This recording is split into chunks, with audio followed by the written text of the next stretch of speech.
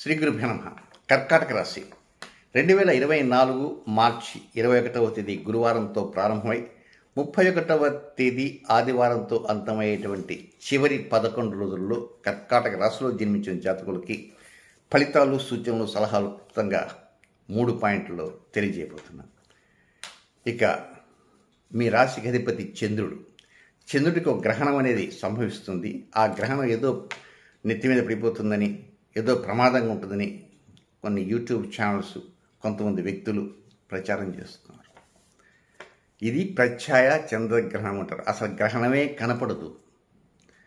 అంటే గ్రహణం కనపడితే గ్రహణం ఎందుకు అంటున్నారు అనుకోవచ్చు. అది ప్రత్యయ చంద్రగ్రహణం అంటే 100% కాంతిగా ఉండేటువంటి చంద్రుడు యొక్క కాంతి కొంత తగ్గుతుంది. 70% తగ్గుతుంది, 30% ఉంటుంది. 70 కూడా తగ్గదు, అది కొంత కాంతి తగ్గుతుంది, క్షీణ కాంతితో ఉంటుంది అంతే. దాని అది కూడా భారతదేశంలో కాదు, ఇతర దేశాల్లో. సో ఆ గ్రహణం ఎక్కడైతే కనపడుతుందో ఆ ప్రాంత వాసులకి కొంత మానసికంగా కొంత డల్గా ఉంటారు. దాని గురించి పెద్దగా ఆందోళన చెందాల్సిన అవసరం లేనే లేదు. అదేదో పెను ప్రమాదంగా వచ్చేస్తుంది, జాగ్రత్తలు తీసుకోవాలా అని ఒక వ్యక్తి కొంచెం విష ప్రచారం చేస్తున్నట్టుగా నా దృష్టికి వచ్చింది. నా వీడియో కూడా చూశాను కూడా. ఇక నెక్స్ట్, ఈ శనికుజుల సంఘర్షణ అనేది ఉంది కాబట్టి దానికి తగిన వివరాలు కూడా చెప్పాను. అవి పాటిస్తుంటారు. ప్రతి వారం ఎలా చేయాలా, అసత్యాలు, ఇప్పుడు మంగళవారం పూట అసత్యాలు చెప్పకూడదంటూ కొన్ని వివరాలు చెప్పుకుంటూ వచ్చాను. ఇక మొదటి పాయింట్కి వెళ్తే 21వ తేదీ ఉదయం నుంచి 24వ తేదీ మధ్యాహ్నం 2:20 వరకు ఉన్నటువంటి సమయం అంతా కూడా, ఈ టైం అంతా కూడా ఆర్థికంగా కొంచెం కష్టతరంగా ఉంటుంది. ఒక్కోసారి ఆవేశపూరిత మాటలు కూడా వచ్చే అవకాశం వస్తాయి. డబ్బు లెక్కించేటప్పుడు కూడా తప్పుగా లెక్కించవచ్చు. కొంచెం ఏదన్నా నేత్రాలకు కూడా, కంటి విషయంలో కూడా ఏదైనా చిన్నపాటి లోపం వచ్చేటువంటి అవకాశం ఉంటుంది. అలాంటిది ఏదైనా ఉన్నా డాక్టర్లకు చూపించుకోవడానికి కూడా ప్రయత్నం చేయండి. అయితే ఇక్కడ ఎలా ఉంటుందంటే పరిస్థితి, 21వ తేదీ మాత్రం చాలా ఆనందంగా, హ్యాపీగా ఉంటారు. మనసు ప్రశాంతంగా ఉన్నట్టు ఉంటుంది. 21వ తేదీ మీరు మాట్లాడే వ్యక్తులు కావచ్చు, మీ దగ్గరికి వచ్చే వ్యక్తులు కావచ్చు, మీరు ఎక్కడికైనా వెళ్ళినా కావచ్చు, మానసిక శాంతి ఉంటుంది, శారీరక సుఖం ఉంటుంది. రెండూ ఉంటాయి 21వ తేదీ. 21 పక్కన నిద్రపోతారు. తెల్లవారితే 22, 23, 24 తేదీ మధ్యాహ్నం దాకా 2.5 డే. ఈ 2.5 డే కొంచెం ఫైనాన్షియల్గా కొంచెం వెనక తొట్టుపాట్లు నిర్ణయాలు. ఇక షేర్ మార్కెట్కి వెళ్ళేటువంటి వారు ఉంటారు. ఈ విషయాల్లో చాలా జాగ్రత్తగా ఉన్నారు. తొందరపడి దూకుడు పనికిరాదు. జూద సంబంధ క్రీడలు, స్పెక్యులేషన్, అది అస్సలు పడదు. చాలా జాగ్రత్తగా ఉండాలి. కనుక షేర్ మార్కెట్, స్పెక్యులేషన్, వీటిలో కొంచెం జాగ్రత్తలు తీసుకోవాలి. నెక్స్ట్ ఇక రెండవ పాయింట్కి వెళ్తే 24వ తేదీ మధ్యాహ్నం 2:20 ప్రారంభమై 26వ తేదీ అర్ధరాత్రి దాటిన తర్వాత 2:57 వరకు ఉన్న టైం. ఇది కొంచెం 30 to 50% వరకు తోబుట్టువులతో కానీ, మిత్రులతో కానీ కొంత అనుకూలతలు ఉంటాయి. ఒక విషయాన్ని మీరు ఎదుటివారికి కమ్యూనికేట్ చేయడానికి చాలా కాలంగా అనుకుంటారు, ఇది చెప్తే బాగుండు, మనం వాట్సాప్ మెసేజ్ కంటే, ఫోన్ కంటే డైరెక్ట్గా ఫేస్ టు ఫేస్ మాట్లాడి విషయం చెప్తే బాగుండు అనేటువంటి ఆలోచనలు మీకు అంతకుముందు నుంచి ఉంటే అవి తీరటానికి అవకాశాలనే వస్తుంటాయి. సో 24 మధ్యాహ్నం నుంచి ప్రారంభమై మధ్యాహ్నం 2:20 స్టార్ట్ అవుతుంది ఫేవరబుల్ టైం. 25, 26వ తేదీ అంత ఫుల్ ఉంటుంది. అర్ధరాత్రి 2:57 దాకా ఉంటుందన్నమాట. కనుక తోబుట్టువులతో ఏదేదో మాట్లాడే అవకాశాలు వస్తాయి. వారు చెప్పే ఏవో నిర్ణయాలను కూడా వినేటువంటి అవకాశాలు వస్తాయి. కొంతవరకు అనుకూల పరిస్థితులే ఉన్నాయని చెప్పక తప్పదు. ఇక నెక్స్ట్ మూడవ పాయింట్, ఇది అసలైన పాయింట్. అదేమిటంటే 26వ తేదీ అర్ధరాత్రి 2:57 అంటే తెల్లవారితే 27, అక్కడి నుంచి ప్రారంభమై 31వ తేదీ అర్ధరాత్రి వరకు. సో ఫుల్ డేస్ లెక్కేస్తే 27, 28, 29, 30, 31, 5 రోజులు. మొత్తం 11 రోజుల్లో చివరి 5 రోజులే కొంచెం జాగ్రత్త. ఏం జాగ్రత్త?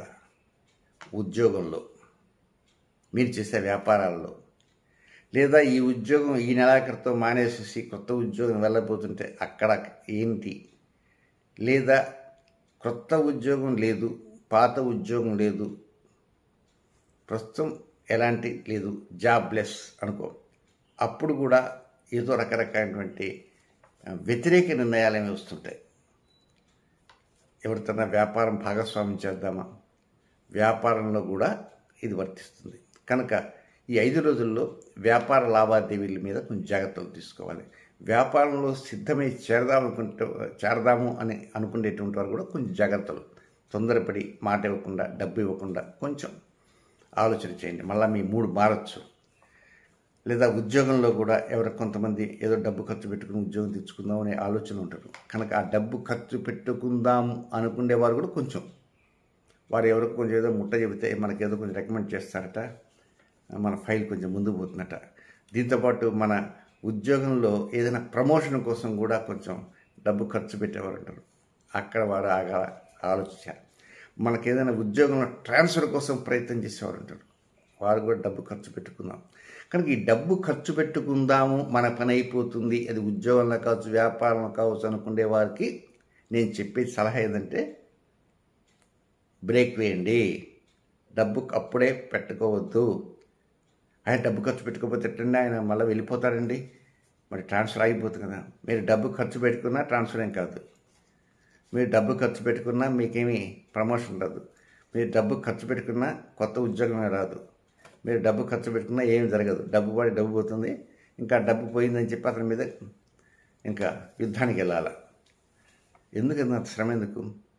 పైగా శనికుజుల యొక్క సంఘర్షణ ఎక్కువగా ఉంది. పైగా మీకు ఎక్కడుంది సంఘర్షణ? మీకు అష్టమ స్థానంలో ఉంది. 8వ స్థానం అసలే అష్టమ శని జరుగుతుంది. దానికి తోడు ఇది ఎందుకు? కనుక వీలైనంతవరకు దూరంగా ఉండటమే మంచిది. దీంతోపాటు మీరు గమనించవలసింది సంతాన విషయాలపైన కూడా. సంతానానికి పెండి చూపు చూశారనుకోండి, బాగుంది, ఫైల్ చేసేద్దాం, మళ్ళీ ముహూర్తాలు లేవంటున్నారు, వారికి ఫోన్ చేసి చెప్పేద్దాం మాకంత అనుకూలం ఉండని. ఇలాంటి పాజిటివ్గా చెప్పేటువంటి డైలాగ్స్ ఉంటాయి కదా, అలాంటి వాటి కూడా కొంచెం ఆలోచన చేసి, నిన్న చూసి వెళ్ళారు అనుకుందాం, ఈరోజు సాయంత్రం చెప్పమన్నారు, అమ్మాయిని అబ్బాయిని అడుగుతారు, ఏ నాయన ఏంటి, బాగుంది అంటారు. ఇంట్లో కూడా అనుకుంటారు. వెంటనే పెళ్ళి పేర ఉంటారు, ఫోన్ చేసి ఏమండి మేమంతా రెడీ అండి చెప్పేద్దాం అని హడావుడి చెప్పొద్దు.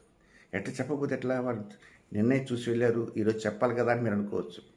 ఏమని చెప్తారంటే, ఏమండి మేము కొంచెం ఆలోచన చేస్తున్నాం, ఇంకా కొంచెం టైం పడుతుంది అని చెప్పండి. ఎట్టండి వాడు వేరే సంబంధం వారికి అంత తొందరగా ఉంటే చూసుకోమని చెప్పండి. మన ముఖాన గీత ఉంటే వస్తుంది, ముఖాన గీత లేకపోతే రాదు. పోయిందనుకోండి, అంతా మన మంచికి అనుకుంటుంది. ఏదైనా ఇఫ్ ఎనీథింగ్ హ్యాపీ నెగిటివ్ మీద అంతా మన మంచికే. కనుక వివాహ సంబంధమైనటువంటి ఏర్పాట్లకు గాను, వివాహ సంబంధమైనటువంటి మాటలకు గాను, మాటలు మాత్రం ఫైనల్ చేయవద్దు. అది ఒక్క ముక్క. సంతాన సంబంధమైనటువంటి వాటిని ఫైనల్ చేయవద్దు. కొంచెం లాగండి. ఈ 4 రోజులు 5 రోజులు లాగితే ఏప్రిల్ వచ్చేస్తుంది. కాబట్టి పండగ కూడా వస్తుంది. ఇప్పుడే ఉన్న ఫలంగా ఇప్పుడు నిర్ణయం చేసుకుంటే పెండ్లల్లా కళ్యాణం దొరకటం కష్టం. కళ్యాణం అవన్నీ కూడా బంద్ అయిపోతున్నాయి. అన్నీ 24వ తేదీ 25 నుంచి అన్నీ ఏమి ఉండవు, ముహూర్తాలు ఏమి లేవు. శ్రావణ మాసం స్టార్ట్ అయ్యేది కనుక కొంచెం జాగ్రత్తగా ఉండాలి. ఇది ఇకపోతే ఈ శనికుజుల సంఘర్షణ ప్రభావం వలనే చివరిగా ఉన్నటువంటి 3 రోజుల్లో, అంటే 29, 30, 31 ఈ 3 రోజుల్లో కూడా మీ ఆరోగ్యం మీద కొంచెం జాగ్రత్తగా తీసుకోండి. ఇది ఒక వార్నింగ్గా చెప్తున్నా, హెచ్చరికగా. మీకు ఏమీ ప్రాబ్లమ్స్, షుగర్ లేదు, బీపీ లేదు, ఏమీ లేదు. కానీ నా ఆరోగ్యం ఏమిటి, నేనేమిటి అనేటువంటి జాగ్రత్త 29, 30, 31. ఉప్పు ఎక్కువ తింటున్నా, ఉప్పు తక్కువ తింటున్నా, నెయ్యి ఎక్కువ వేసుకుంటున్నా, నెయ్యి తక్కువ తింటున్నా, నేను వాక్ చేస్తున్నా, వాక్ చేయటం లేదా, ఇది నేను ప్రత్యేకంగా దీనికి సంబంధించి మీ రాశి ఫలితాలకు సంబంధించిన మాట కాదండి. శనికుజుల సంఘర్షణ ప్రభావం కారణంగా మీకు అష్టమ స్థానంలో జరుగుతుంది కనుక, అష్టమ శని ప్రత్యేకంగా జరుగుతుంది కనుక చివరి 3 రోజుల్లో మీ హెల్త్ని గురించి మీరు కొంచెం సరైనటువంటి నిర్ణయం తీసుకోండి. మీకేమీ రుగ్మతలు లేవు, హెల్త్ ఇష్యూస్ లేవు, బట్ ఏమో చెప్పలేము కనుక దాని మీద మీ కాన్సన్ట్రేషన్ ఎక్కువగా ఉండాలి. ఇది గుర్తుపెట్టుకోండి. ఇకపోతే నక్షత్రం ప్రకారం కొన్ని వ్యతిరేక సమయాలు ఉన్నాయి కనుక అవి ఆ సమయాలు కూడా తెలుసుకుందాం. ఇక పునర్వసు నక్షత్ర 4వ పాదంలో జన్మించిన జాతకులకి 24వ తేదీ ఉదయం 10:38 నుంచి 26వ తేదీ మధ్యాహ్నం 1:34 వరకు ఇది అనుకూలమైన సమయం కాదు. రొటీన్ కార్యక్రమం చేసుకోవచ్చు. ఇక పుష్యమి నక్షత్రంలో జన్మించిన జాతకులకి 26వ తేదీ మధ్యాహ్నం 1:34 నుంచి 27వ తేదీ సాయంత్రం 4:16 వరకు ఇది కూడా అనుకూలమైన సమయం కాదు. మూడవది ఆశ్లేష నక్షత్రంలో జన్మించిన జాతకులకి 27వ తేదీ సాయంత్రం 4:16 నుంచి 28వ తేదీ రాత్రి 11:18 వరకు ఇది కూడా అనుకూలమైన సమయం కాదు. రొటీన్ కార్యక్రమం మాత్రం చక్కగా చేసుకోవచ్చు. సో ఇవి నక్షత్రాల ప్రకారంగా చెప్పే సమయాలు. ఇవి కాకుండా మరొక 2 సమయాలు ఉన్నాయి. అవి ఏ నక్షత్రం వారికైనా వర్తిస్తాయి. అవి ఏంటంటే 24వ తేదీ ఉదయం 9:54 నుంచి రాత్రి 11:13 వరకు. ఇక రెండవ టైం 28వ తేదీ ఉదయం 6:04 నుంచి సాయంత్రం 6:56 వరకు. ఈ 2 సమయాల్లో ఏ నక్షత్రం వారికైనా వర్తిస్తాయి. కొత్త కార్యక్రమాలకు శ్రీకారం చుట్టకూడదు, పాత కార్యక్రమం మాత్రం నిరభ్యంతరంగా సాగించవచ్చు. సో చిట్ట చివరి 3 రోజులు చెప్పా కదా, 29, 30, 31 ఈ 3 రోజుల్లో మీకు ఎలాంటి హెల్త్ ఇష్యూస్ లేకపోయినప్పటికీ మీ ఆరోగ్యం పైన శ్రద్ధ చూపటానికి ప్రయత్నం అంటూ చేయండి. శనిపూజ సందర్భంగా, కలయిక సందర్భంగా చెబుతున్నటువంటి హింట్గా గుర్తుపెట్టుకోండి. శుభం.